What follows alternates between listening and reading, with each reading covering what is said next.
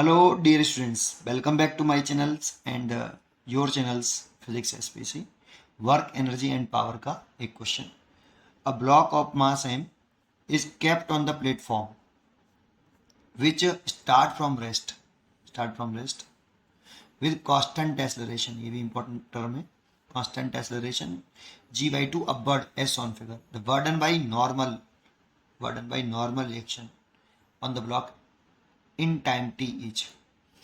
इसे या तो वर्क एनर्जी थ्योरम से करिए या सिंपल कर लीजिए. दो तरीके से कर सकते हैं, लेकिन वर्क एनर्जी थ्योरम के लिए आपको टी टाइम पर वेलोसिटी भी निकालनी पड़ेगी और हाइट भी निकालनी पड़ेगी. इससे बढ़िया आप नॉर्मल तरीके से कर सकते हैं. जैसे सुने कैसे, आप पहले ग्राउंड फ्रेम से कर रहे हैं, हम यहाँ से खड़े होकर इसको देख रहे हैं. ठीक है, रेफरेंस फ्रेम हमारा ग्राउंड ही है. अब देखो, जब ये आपका ब्लॉक जो है, इस पर अर्थ एक फोर्स लगाएगी ब्लॉक पर. ब्लॉक की बात चर्चा कर रहा हूँ, तो ब्लॉक को अर्थ खींचेगी अपनी तरफ एम जी फोर्स से. जब ब्लॉक को अर्थ खींचेगी तो ये प्लेटफॉर्म को ये ब्लॉक नीचे की तरफ प्रेस करेगा. तो प्लेटफॉर्म जो है आपका, ये प्लेटफॉर्म पर नीचे की तरफ नॉर्मल रिएक्शन लगाएगा ब्लॉक. ये प्लेटफॉर्म पर लग रहा है, और जब ये प्लेटफॉर्म पर नॉर्मल रिएक्शन लगाएगा ब्लॉक, तो ये सरफेस जो है, प्लेटफॉर्म जो है, वो ब्लॉक पर ऊपर की तरफ लगाएगा नॉर्मल रिएक्शन ऊपर की तरफ, ऐसे एन. ठीक है, अब क्या कह रहा है आपसे कि ये जो ब्लॉक है वो इतने ये एक्सेलरेशन कैसा है, यहाँ पे कांस्टेंट है, क्वेश्चन में गिवन है, से मूव कर रहा है. तो देखो नेट फोर्स कितना हो गया बेटा, ऊपर तरफ मूव कर रहा है, इसीलिए नेट फोर्स लिखें. नेट फोर्स ऑन ब्लॉक, तो वो लिखें ब्लॉक पर. देखें केवल दो ही फोर्स लग रहे हैं. ये एम जी ब्लॉक पर लगा रहा था, एम जी अर्थ पर लगाएगा. ये अर्थ है आपकी. चलिए, तो नेट फोर्स ऑन ब्लॉक की चर्चा करें तो क्या लिखें, एन माइनस एम जी. और नेट फोर्स ऑन ब्लॉक लिखते हैं मास इनटू एक्सेलरेशन. तो मास तो कितना है एम, और एक्सेलरेशन कितना है ए.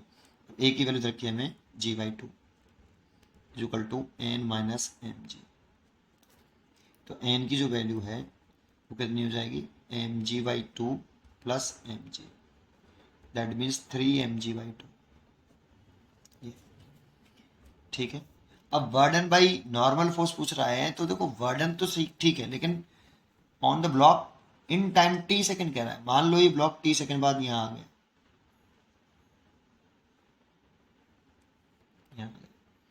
टी सेकंड पर ब्लॉक यहाँ, तो ये कितनी इसने हाइट गेन करी होगी वो निकालना पड़ेगा ना बेटा. ये हाइट गेन करनी होगी, इसको हम डिस्प्लेसमेंट कहेंगे. डिस्प्लेसमेंट ऊपर की तरफ हो रहा होगा ऐसे, डिस्प्लेसमेंट एस, एरो एक तरफ बना केवल ऊपर ऐसे. तो ये डिस्प्लेसमेंट कितना है अगर ये निकालना चाहें, क्योंकि एक्सेलरेशन, इफ एक्सेलरेशन कांस्टेंट है जी बाई टू है तो कांस्टेंट ही. अब मोशन की 3 इक्वेशन यूज कर सकते हैं, इंपॉर्टेंट है. मोशन की 3 इक्वेशन तब लगा सकते हैं जब एक्सेलरेशन कैसा हो, कांस्टेंट हो. इसीलिए मैं third equation, second equation use कर रहा हूँ, U T plus half A T square.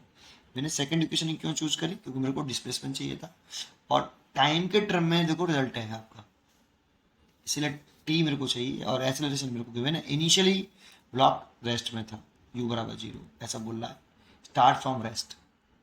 ठीक है, चलिए तो डिस्प्लेसमेंट निकाल लेते हैं.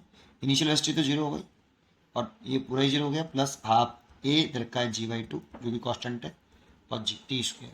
इसलिए ये हो जाएगा आपका जी टी स्क्वायर बाई 4. इतना डिस्प्लेसमेंट हुआ, इतना क्या हुआ आपका डिस्प्लेसमेंट. लेकिन बर्डन बाई नॉर्मल फोर्स पूछ रहा है हमसे, क्या पूछ रहा है, burden by normal reaction, work done, ये डिस्प्लेसमेंट हो गया आपका इन टी सेकेंड. तो burden by normal reaction, normal reaction on block in time T. तो वर्डन बराबर, जब नॉर्मल रिएक्शन पूछ रहा है तो केवल नॉर्मल लेंगे, फोर्स इंटू डिस्प्लेसमेंट और कॉस थीटा। यहाँ जो एंगल आता है between normal action and displacement, ये देखना है। तो देखो नॉर्मल एक्शन ऊपर, डिस्प्लेसमेंट भी ऊपर, तो थीटा कितना बेटा, जो एंगल है ये कितना 0 डिग्री। तो वर्ड एन बराबर नॉर्मल एक्शन कितना आ रहा है 3 mg/2, नॉर्मल एक्शन कितना है 3 mg/2। तो नॉर्मल एक्शन की वैल्यू लिख दें 3 mg/2 और डिस्प्लेसमेंट कितना है gt²/4 और cos 0 की वैल्यू आपकी कितनी है 1 डिग्री 1। तो इस यहीं लिख देता हूँ बेटा, ये आ जाएगा 3mg²t², m g का स्क्वायर हो गया t² हो गया डिवाइड बाई 8, कितना आ गया भाई। तो ये आपका वर्क डन हो गया, ये आंसर, इस पर ध्यान दीजिए, ये वर्क डन हो गया। इसलिए इसकी जो चॉइस हो गई आपकी पॉजिटिव होगा, ये हो गई। 3 नहीं आ रहा है इसमें यार, ये नहीं, ये वाली हुई बी 3mg²t²/8। अच्छा, इसको अगर मैं वर्क एनर्जी थ्योरम से करता तो कैसे करता, वो भी बता दूं क्या। देखिए करके दिखा देता हूँ, अगर आपको इच्छा हो रही है तो सेकंड मेथड आप ऐसे कर सकते हो।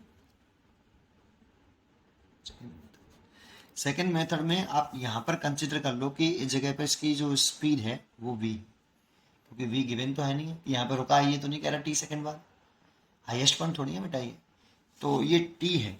तो पहले सबसे पहले ये t निकालो, कैसे, मोशन की वही फर्स्ट इक्वेशन लगा लो u + at ऐसे, और ऊपर की डायरेक्शन को पॉजिटिव कंसीडर करके चलो और नीचे की डायरेक्शन को नेगेटिव।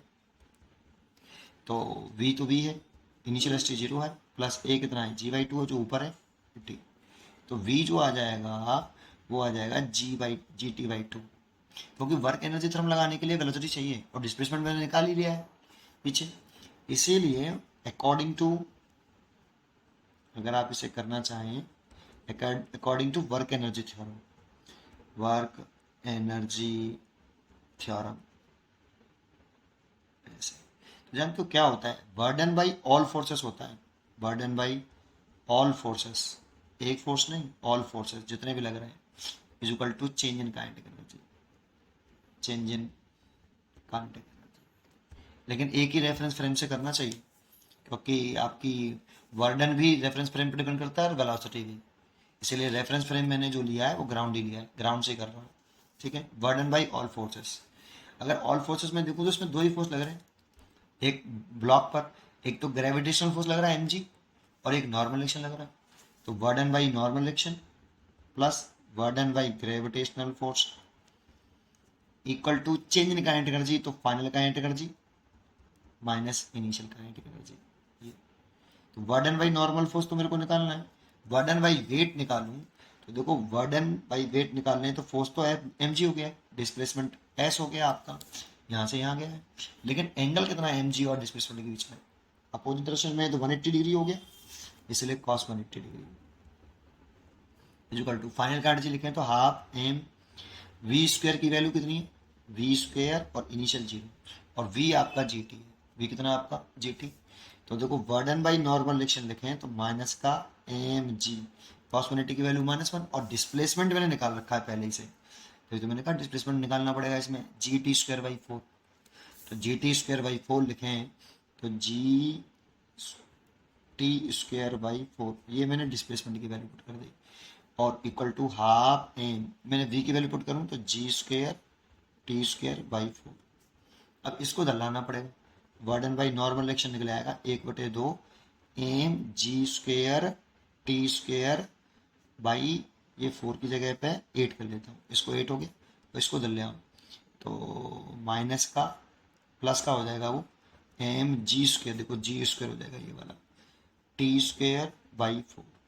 यहाँ से अगर मैं 8 एलसीएम ले लूँ तो ये mg²t² होगा प्लस ये 2mg²t² हो गया।